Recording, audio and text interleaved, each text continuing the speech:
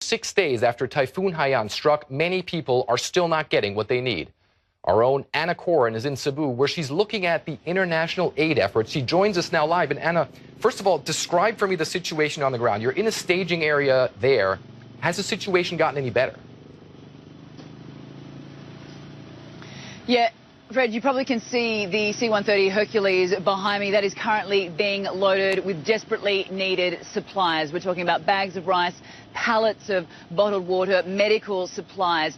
These planes will then head to those hard-hit regions which have been without aid, as you say, for now 6 days. It really is a dire situation on the ground. This, I must say, is the first night where we've seen activity here at the staging ground. So it certainly is encouraging. Throughout the day, we've also had a lot of international planes fly in. The Americans have arrived, the Australians. There was even a military plane from Taiwan carrying in aid. So certainly there seems to be a much more coordinated international effort. There has obviously been complaints about how slow this has been running to date, you know, a rather small-scale operation. Obviously, logistics has been a huge problem, getting this aid to those remote and hard-hit areas. We have to remember the Philippines is an archipelago. It's made up of thousands of islands, and there are so many islands that have been affected. We flew into Coren in eastern Samar province. It was the first township, Fred, that was hit by Super Typhoon Haiyan, and the place was absolutely decimated. As we were on the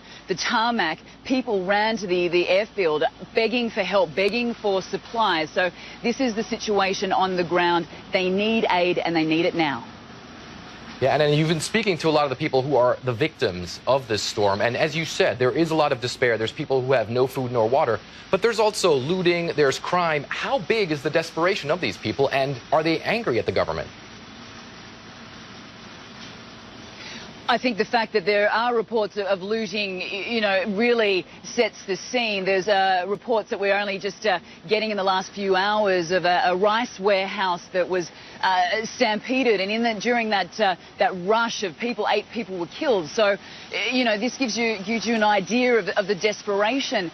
These people need these basic necessities. They need the food. They need the fresh drinking water, you know, and they've been going without it for days. So people are taking, you know, a very violent, I guess, an approach to actually get what they need for their families. You know, these people are homeless. They've lost absolutely everything. They're scavenging, they're salvaging whatever they can to make makeshift shelters. So really, you know, the international community needs to get its act together. The Philippines government and the military, they've obviously been trying to do what they can, but it's been disorganised, Fred. It really has been slow. So hopefully now that the international community is involved, that certainly things will run a lot smoother, and they'll also be able to get, you know, soldiers and police down to those areas and certainly, you know, restore law and order, because I think, you know, in these desperate times, people definitely take desperate measures, and that is what we are seeing on the ground. So we hope that the situation improves. Anna Coren, thank you so much for your amazing reporting there on the ground in the Philippines.